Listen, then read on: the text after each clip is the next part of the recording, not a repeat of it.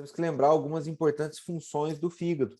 Detoxificação eu já falei aqui, mas o fígado ele é importante para sintetizar ureia, tá? Então, por exemplo, se você aumenta o metabolismo proteico, tá? Aumenta o metabolismo proteico, aumenta a quebra das proteínas, gerando aminoácidos. Esses aminoácidos podem ser quebrados, liberando amônia. Essa amônia, como ela é tóxica para o organismo, ela precisa ser metabolizada. Então, uma forma do organismo de eliminar a amônia é formando um composto que a gente conhece como a ureia. Aí ele pega a amônia e liga duas moléculas de amônia e uma molécula de bicarbonato e forma a ureia. Então, o fígado, ele forma a ureia que o rim vai eliminar. Então, presta atenção que depois, na sequência, nós vamos estudar os marcadores de dano renal, de função renal, e vai estar lá a ureia. Só que se o fígado desse indivíduo estiver comprometido, com problema, a ureia estará diminuída e a amônia aumentada. E isso vai promover o risco de coma, de alteração de pH.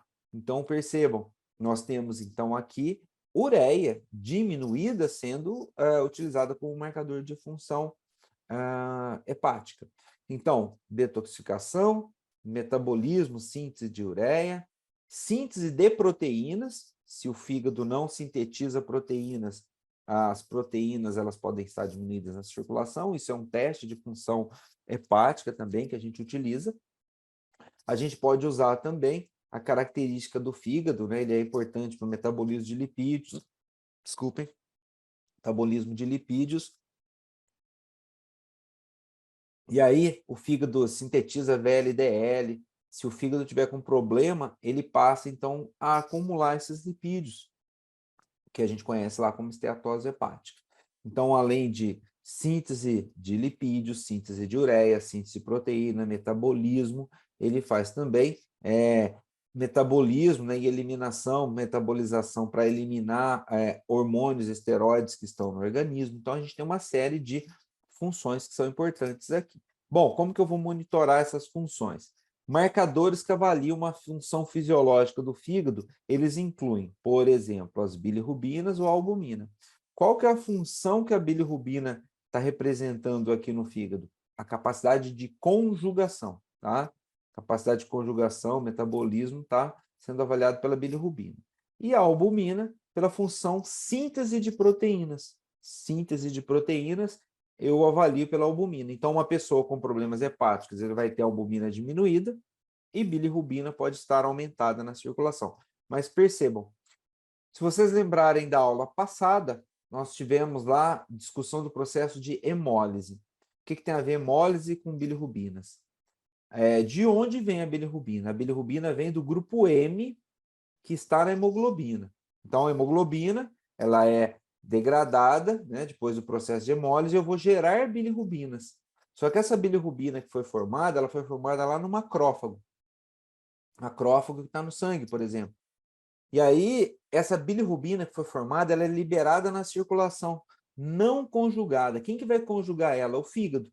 Então, a bilirrubina que foi formada, ela é transportada pela albumina até o fígado. E essa bilirrubina chega no fígado e é conjugada.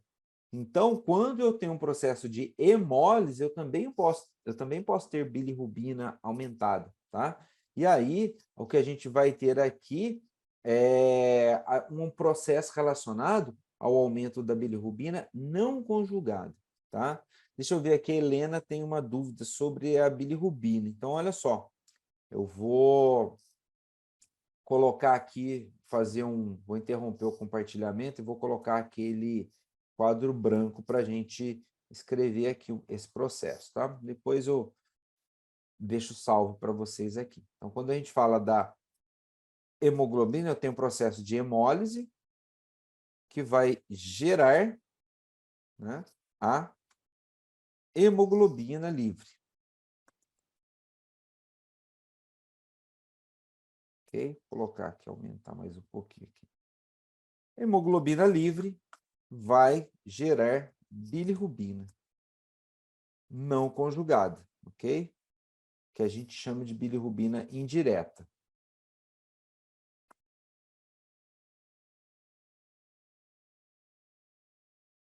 não conjugada. Bom, tenho aqui bilirrubina não conjugada. Vou chamar a bilirrubina não conjugada aqui, a bilirrubina de indireta, tá? Então, vou pegar aqui a bilirrubina não conjugada e nós vamos chamar ela de bilirrubina indireta. Essa bilirrubina indireta vai para o fígado. Né? Lá no fígado, quem transporta a bilirrubina indireta para o fígado é a albumina. E lá no fígado, o fígado vai pegar a bilirrubina e fazer conjugação dessa bilirrubina. Bilirrubina.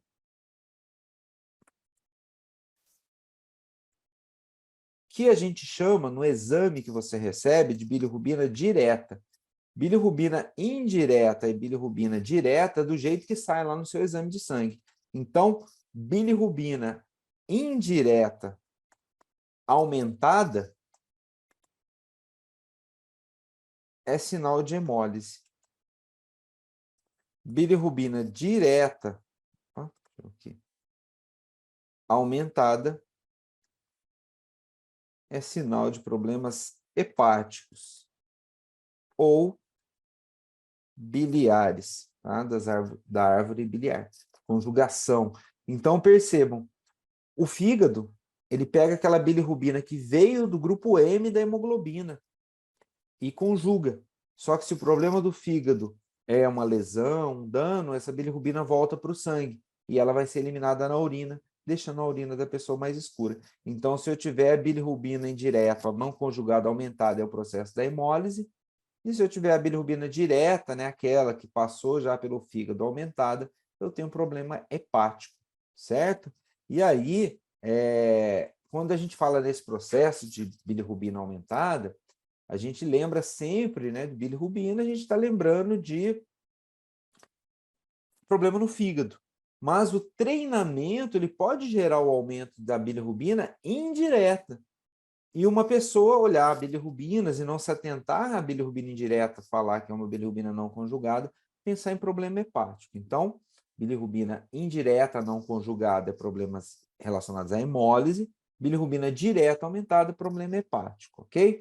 Bom, ficar atento também que se uma pessoa tem, né, um problema de hepático, não é só a albumina que diminui, são todas as proteínas. Então, as proteínas responsáveis pelo processo de coagulação também diminui, aí a gente tem problemas de coagulação sanguínea, e a gente tem também, né, problemas relacionados à diminuição da quantidade de proteínas totais, tá? Então, a proteína total diminui e a albumina diminui. Bom, eu tenho, então, marcadores de função, bilirrubina e albumina. Isso eu estou colocando os mínimos, tá? Os principais, pessoal. Biomarcadores que avaliam lesão tecidual. Então, as enzimas. Lembrar que dentro do fígado a gente tem as células, né? Dentro da célula, né? Dentro do hepatócito, se ele sofre lesão, as enzimas vão para a circulação, ok? Então, aqui as principais enzimas que vão avaliar a função hepática são as aminotransferases, a AST e a ALT, fosfatase alcalina e a gama-GT, tá? Então, quando a gente fala desse processo aqui, as aminotransferases, fosfatase alcalina, gama-GT, a gente tem processo de dano na célula e a enzima vai para a circulação. Então, por isso que a gente está falando de lesão tecidual. Bom, biomarcadores que avaliam uma agressão ou um dano, né, do organismo, resultado, né, de uma, por exemplo, presença de um anticorpo, uma reação imunológica. Então, aqui a gente tem as globulinas ou os anticorpos teciduais, e temos também os biomarcadores que identificam um agente etiológico específico, geralmente a pesquisa de vírus. Então, vamos prestar atenção nesse processo aqui, né? Vírus que causam hepatites, tá? A gente fala assim, hepatite viral. Nós temos vários vírus que podem causar problemas hepáticos, portanto, causar hepatite. Porém, existem duas categorias que é importante a gente entender isso, duas categorias. Os vírus hepatotrópicos, aqueles que ficam lá no fígado, e o que acontece é assim, por mais incrível que isso pareça, né? Que eu não sou amigo dos vírus, tá? Não estou querendo advogar a favor deles, mas vou explicar para vocês o que o vírus O vírus é uma partícula, ele não quer que você morra, ele não quer causar um problema para você, porque ele depende das suas células. O problema é que ele é folgado. Quando ele entra dentro de uma célula, quando a célula passa a trabalhar para ele, ele vai sair em grande quantidade e o processo de saída é que causa o dano. Então, a gente tem uma multiplicação dessas células lá no fígado e aí, ao sair, ele provoca o dano. Então, quem são esses vírus? Vírus da hepatite A, B, C, D, E são os principais conhecidos. A, B, C, D, E, mas a gente tem o F, tem o G. Então, dependendo do tipo de vírus, se é um vírus novo, eles colocam uma letrinha do alfabeto. Quando a gente está falando de praticantes de atividade física, o cuidado que a gente tem, pessoas que trabalham com atletas ou praticantes de atividade física que fazem esportes na água, eles têm que tomar cuidado com, por exemplo, hepatite A, hepatite B, principalmente hepatite A, porque o vírus da hepatite A, ele fica principalmente nas fezes, ele sendo eliminado nas fezes, as fezes podem contaminar a água, essa água, né, por exemplo, o esgoto pode contaminar a água em que a pessoa está praticando a atividade física. Então, por exemplo, nas grandes cidades, a gente percebe, principalmente cidades litorâneas, a gente pode ter os dejetos, rede de esgoto sendo jogado lá no mar ou na água ou rio, e as pessoas estão praticando atividade física ali. Então, isso é um cuidado. Então, nesses casos, é indicado a pessoa vacinar contra a hepatite A. No caso da hepatite B, aí para todo mundo, por exemplo, você está na academia, a hepatite B ela pode ser transmitida, por exemplo, pelo contato pessoa a pessoa e o contato, por exemplo, com o suor. Então, na academia, se você está fazendo lá, usando os aparelhos, eu sei que agora, depois da pandemia, o pessoal muitas vezes, deixou lá o alquinho de lado. Não pode deixar, você passa o álcool lá no aparelho antes de usar, principalmente se for ter o contato da pele, porque uma pessoa que pode ter hepatite B na fase crônica, ela não vai manifestar icterícia, aquela pele amarelada. Então, a gente tem aí, né, um cuidado ainda nas academias por conta da hepatite B. E os esportes de contato, luta, ou pessoas que passam fazendo, por exemplo, treinamento de luta, jiu-jitsu, MMA, entre outros, esse contato também predispõe à transmissão do vírus. E é muito rápido, você pode ter um surto aí, se tiver uma das pessoas com essa hepatite. Então, hepatite B também tem vacina, ok? A hepatite C, transmitida por contato, principalmente com o sangue contaminado e aí acidentes com pérfuro cortantes. Então, a gente tem que ter cuidado, porque na hepatite C não temos vacina ainda, tem apenas tratamento. Bom, pesquisa, você pode fazer pesquisa da hepatite B, hepatite C e da hepatite A. E também existem os vírus que a gente chama de não hepatotrópicos. O que significa o vírus não hepatotrópico? Ele não está no fígado, tá? Ele não está lá no fígado causando dano, mas ele causa um dano secundário. Ele está em outro local e o fígado recebe um efeito secundário, um efeito colateral, vamos dizer assim. Por exemplo, mononucleose. Então, você pode ter um atleta, um praticante de atividade física, numa fase de imunossupressão, de imunodepressão, diminuição por exemplo, aumento da carga de treinos, e isso provocou uma diminuição da imunidade, e aí ele manifesta uma mononucleose. Vai começar com problemas na garganta ali, uma inflamação na garganta, e aí ele vai evoluindo e pode ter um reflexo no fígado. Então, alteração de enzimas hepáticas e hepatite. Esse é o Epstein-Barr. A COVID também pode provocar alterações hepáticas e outros problemas, como, por exemplo, rubéola. Quando uma pessoa tem rubéola, isso também pode causar um problema hepático. Então, vários desses vírus podem provocar a hepatite. Então, algumas vezes, a hepatite ela não tem uma causa conhecida. Então, a gente investiga vírus que não comumente está relacionado com hepatite no primeiro momento, mas também tem que avaliar a hepatite tóxica, que pode ser provocada por medicamentos e alguns fitoterápicos ou plantas medicinais. Então, nestes casos, a hepatite tóxica. Né? Então, a gente vai investigar e vai falar um pouquinho disso. então alguns dos principais agentes que vão ser investigados. Bom, não faz parte da atuação do nutricionista fazer pesquisa para investigar hepatite viral. Você vai precisar encaminhar esse paciente ou esse atleta para um médico. Porém, você precisa minimamente conhecer esses exames para que você não fale uma coisa errada. Por exemplo, né, uma pessoa pode ser vacinada contra a hepatite B e está lá. Eu vou colocar para vocês até o exame para não acontecer igual o colega que foi falar isso aí na televisão outro dia. Anti-HBsAg, tá? Esse anti-HBsAg positivo significa imunidade pela vacina ou recuperação de uma anemia, desculpe, anemia não, de uma hepatite que ele teve, tá? Recuperação da hepatite B. E a pessoa foi passar vergonha lá na televisão.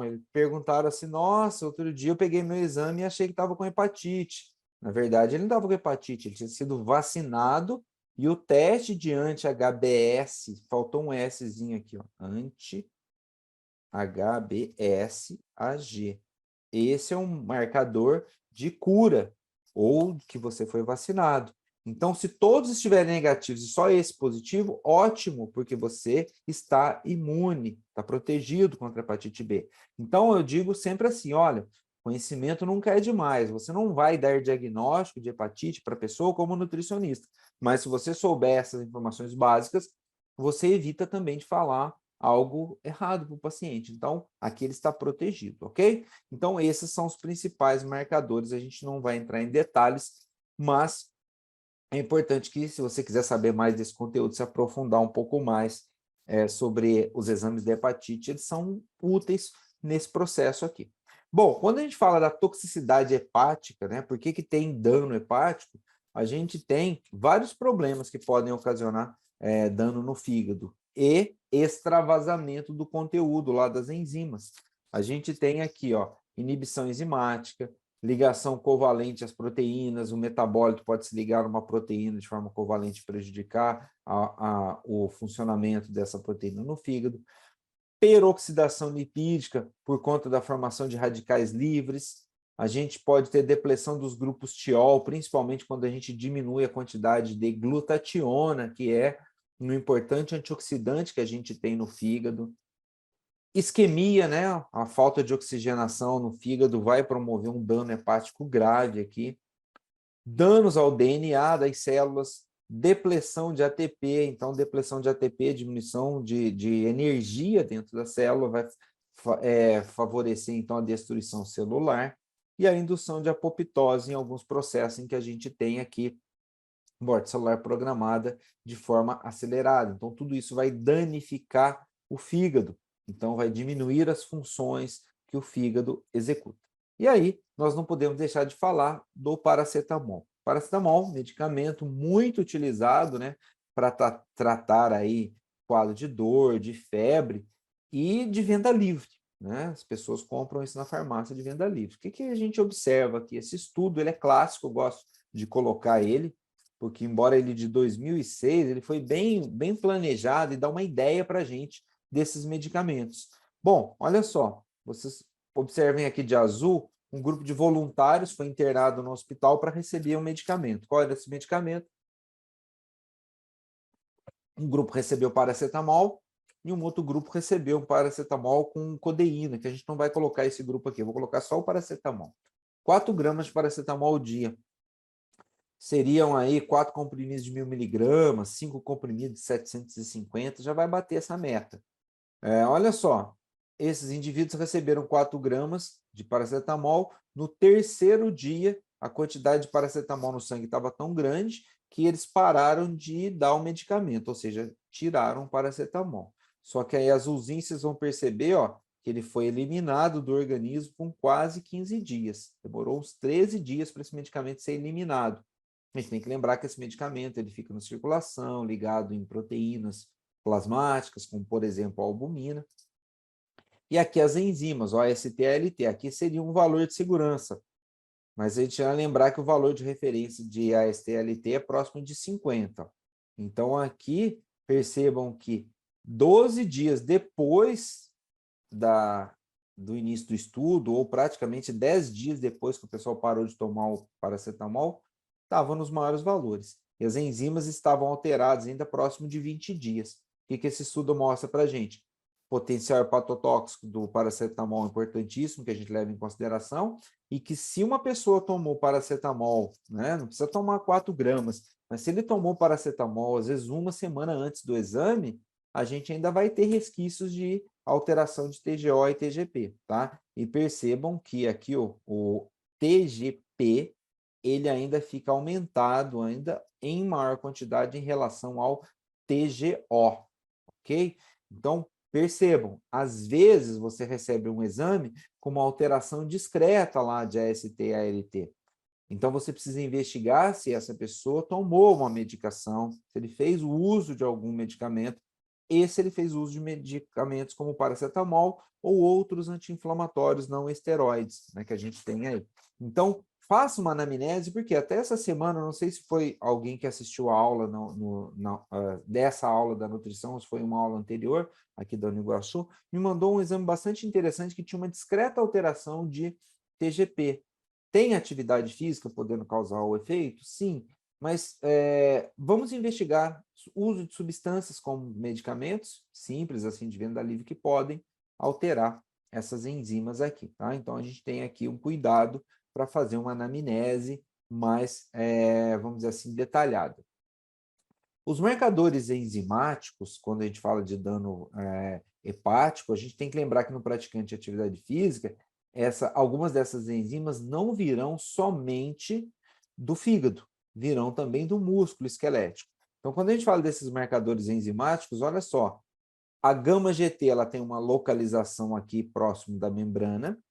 Quando a gente fala do AST, a gente tem AST na mitocôndria e no citoplasma. Por isso que eu comentei na aula passada para vocês que, por exemplo, um exercício de endurance, onde a gente tem aumento da atividade, né, da cadeia transportadora de elétrons, atividade mitocondrial, ciclo de Krebs trabalhando bastante, a gente tem mais AST sendo liberado em comparação com o ALT, porque o ALT a gente tem uma localização citoplasmática. Então, eu tenho menos quantidade de ALT sendo liberado em resposta ao exercício. Então, por isso que às vezes a gente não tem uma alteração do valor de referência, tá? Do ALT em relação ao exercício, e sim do AST. Então, algumas pessoas fazem aquela relação AST-ALT para ter uma noção desse dano hepático, mas lembrar que no exercício o AST também vem bastante do músculo esquelético, e o ALT não sofre tanto esse efeito. E aí a gente tem também fosfatase alcalina, podendo ser utilizada, porque a gente tem uma concentração bastante interessante de fosfatase alcalina ali na superfície dos canalículos biliares. Então, quando a gente tem, por exemplo, um problema de cálculo biliar, por exemplo, cirrose biliar, famosa pedra na vesícula, a gente tem um aumento, por exemplo, de fosfatase alcalina, que pode diferenciar essas alterações para a gente descobrir o processo que está causando o aumento, por exemplo, daquela bilirrubina que está no sangue. Tá? Então, fiquem atentos também que a fosfatase alcalina ela aumenta em resposta, por exemplo, ao crescimento ósseo, né? E também, por exemplo, quando a pessoa tem uma fratura. Então, a gente tem aí uma alteração também diferente à fosfatase alcalina, que não necessariamente só problemas hepáticos. Vamos falar do TGP, ou ALT. Ele é importantíssimo aqui no músculo, naquelas reações de transaminação, e aí está envolvido nesse processo do ciclo, né, da alanina, e a alanina chegando, né, a alanina é a forma de transporte aí desses aminoácidos até uma das formas de transporte desses aminoácidos até o fígado. Aí a gente tem lá, né, a alanina fazendo reação de transaminação, alanina aminotransferase no fígado. O músculo ela faz a transaminação aqui, né, de piruvato, glutamato, liberando alfa-cetoglutarato e a alanina no sangue chega no fígado, lá alfa-cetoglutarato com a alanina vai liberar ali glutamato, piruvato vai ser utilizado na gliconeogênese, as aulas de bioquímica aqui voltando à sua mente. E aí, o que eu quero chamar a atenção de vocês? A ALT é sim utilizado para avaliar problemas hepáticos. Pode vir um pouquinho do coração, um pouquinho do músculo, mas se você fizer um repouso aí de 24 horas depois do último treino, não vai ter reflexo desse ALT no sangue. O que é importante você observar é o seguinte, olha, se a pessoa está suplementando aminoácidos de forma isolada ou está fazendo, por exemplo, utilização de mais proteína na dieta, essas enzimas vão trabalhar mais, ou seja, elas vão ser necessárias para trabalhar e exercer uma função. E pode ser que aumente um pouco no sangue em virtude desse aumento de trabalho, aumento de produção de enzimas e aumento do vazamento dessas enzimas no sangue.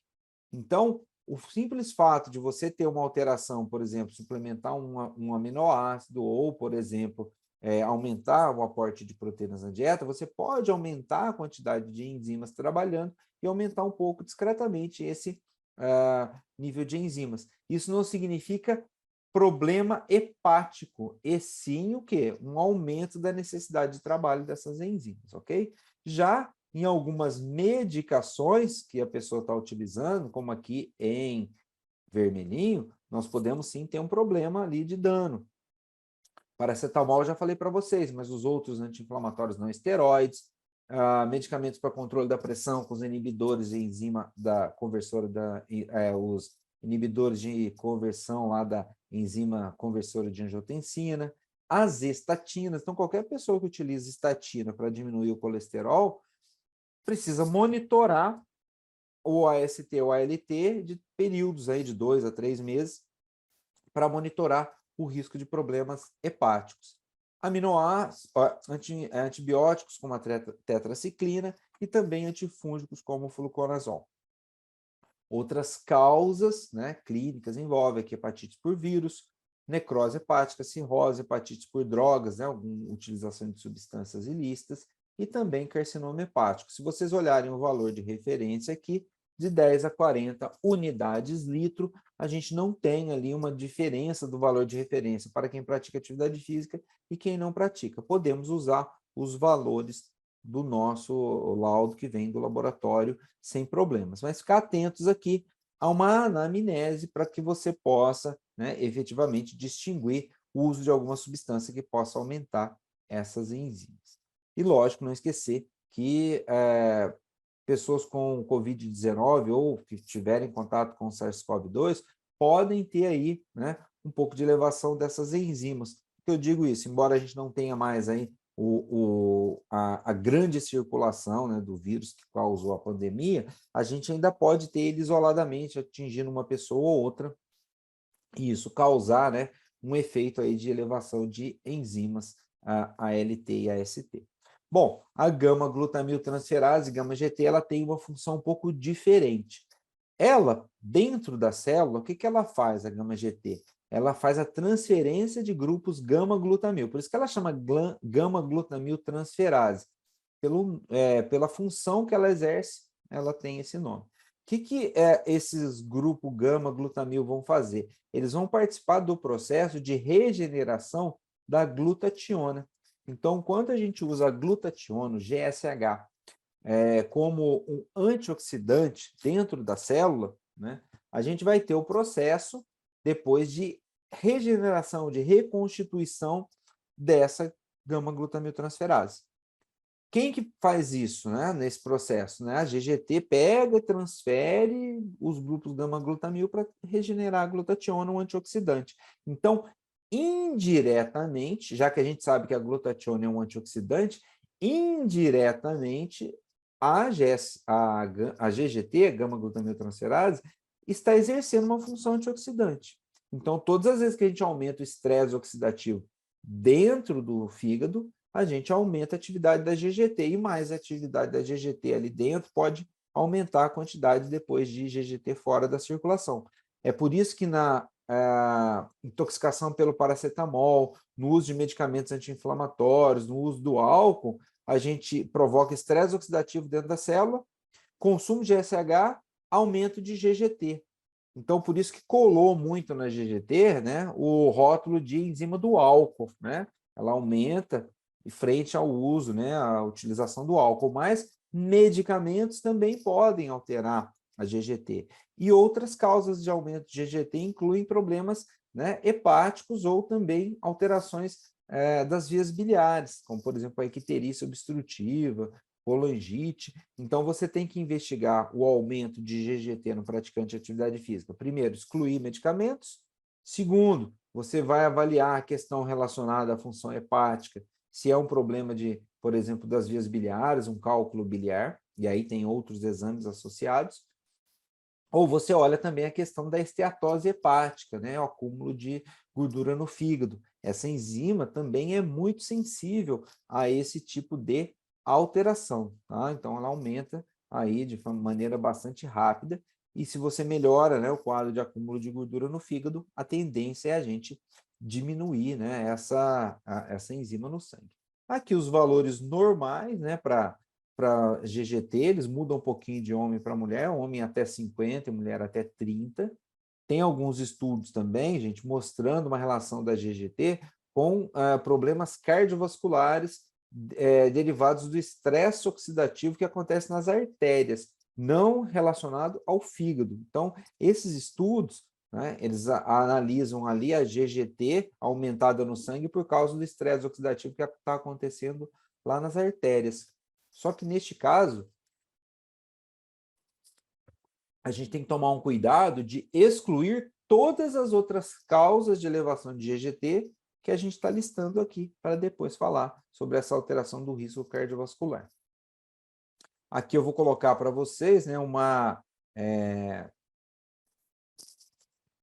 um estudo, né, que a gente realizou lá na Unicamp, e aí a gente fez lá a análise, né, da GGT em alguns atletas, né, no time de futebol, que o técnico estava pensando que eles estavam bebendo fora do período de treinos lá, na folga, isso prejudicando o desempenho deles. Aí a gente chegou lá e falou, olha, a gente pode fazer a triagem com a GGT, mas isso não é certeza de que se tiver aumentado é só relacionado ao álcool. Então pode ser um medicamento, a gente vai ter que fazer um screening. Mas isso já deu uma ideia, né? E aí aqueles que estão acima do valor de referência, eles estão com um problema aqui relacionado, né, a uso do álcool ou medicamentos. Alguns desses aqui realmente era álcool. O que foi feito? Parou de beber, depois de um mês repetiu o exame e os valores deram normalizados. Aqui a gente tem, ó, alguns que estão com valor de GGT muito baixo, abaixo do limite mínimo. Para esses aqui, aí você pensa assim, ah, que legal, bom. Não, não é tão bom, porque assim, qual que é a função da GGT? Reconstituir lá ou regenerar a glutationa. E se eu não tenho uma reconstituição, uma regeneração da glutationa, eu posso aumentar o estresse oxidativo. Então, aqui eu estou falando de indivíduos, atletas com menor proteção antioxidante. Tá? Então, essa menor proteção antioxidante, ela pode gerar ali, né, um processo de estresse oxidativo, aumenta o risco de lesão. Então, para esses dois aqui que está com a GGT muito baixa, a gente tem que pensar numa estratégia, né, de proteção antioxidante, melhorar a quantidade de antioxidantes na dieta para que eles possam melhorar esse processo. Ou também, né, aumentar a disponibilidade de glutationa. Você pode pensar em suplementação de glutationa para esses aqui também. Ok? Eu vou tirar aqui o compartilhamento só para passar para vocês aqui um formuláriozinho que eu vou passar para a gente fazer uma atividade, tá? Essa atividade é uma perguntinha simples, baseada aqui em um casinho que a gente está discutindo, que foi enviado também aqui por uma pessoa, e depois a gente transformou essa discussão em uma discussão bastante interessante. Então, você vai entrar e vai ter um formulário do Google, tá? Que você loga nesse formulário, tá? Não precisa se preocupar, porque o formulário é anônimo, tá? Então, você pode ficar tranquilo e responder sem ter medo de ser identificado, tá? Se você quiser responder, se você quiser, não, se você estiver preocupado em ter aí o seu nome associado à resposta, eu não vou responder porque depois o professor vai ver que eu errei. Não tem problema, tá? A gente vai discutir aqui. Esse casinho, eu vou colocar aqui para vocês, tá? Só um minutinho aqui. Você pode acessar pelo link direto aqui, o formulários, ou você pode ir lá no QR Code. É um homem de 42 anos, branco, casado, ele procurou atendimento lá porque ele estava com queixa de fadiga, dor abdominal, ele estava relatando o uso de um suplemento industrializado para perda de peso nos últimos 60 dias. Na verdade, esse suplemento era aqueles shakes e que ele estava substituindo a sua alimentação por um shake. E aí ele estava fazendo a alimentação dele apenas à base desses produtos.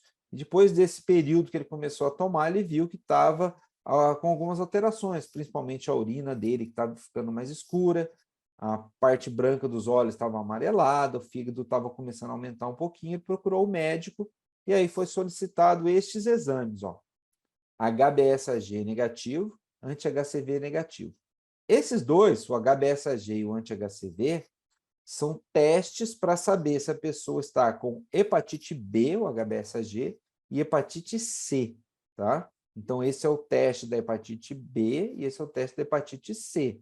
Não preciso nem dizer, né, que os exames estão negativos, a gente já está aqui excluindo uma possibilidade. E aqui eu tenho o ALT, o AST, e aí tem duas perguntinhas para vocês responderem lá no Forms, marcar lá a hipótese diagnóstica mais provável e quais exames complementares. Aqui vocês podem colocar 2 exames só complementares, ou seja, exames que não estão aqui nesses solicitados, ok? Eu vou interromper o compartilhamento aqui e vou colocar o Forms para a gente ir acompanhando. Ó, aqui tem a hipótese, vocês vão marcar e citar os 2 exemplos. Pessoas, só completar aqui que eu já vi que já apareceu umas respostas, os exames complementares só laboratoriais, tá? Exames de sangue, nada de exames de imagem, tá? Mas coloquem aí. Lembrando que como tem o QR Code lá no slide, quem estiver assistindo a aula gravada depois, que não teve condição de assistir a aula completa aqui ou estava com algum compromisso, pode clicar lá, responder, porque o formulário ele fica aberto e aí você tem o feedback, ok? Então, se estiver assistindo a aula gravada, também dá para assistir e também responder ali, depois fica aberto lá o QR Code, ok? Bom, eu vou conferir aqui a resposta, porque depois a gente pode fazer o nosso intervalinho, tá? Esse relato aqui foi de uma pessoa que começou a apresentar esses sintomas e mandou os exames para a gente dar uma olhada, e ele foi encaminhado, lógico, para o acompanhamento médico. O importante aqui observar que, das 3 hipóteses, acertou quem colocou hepatite tóxica.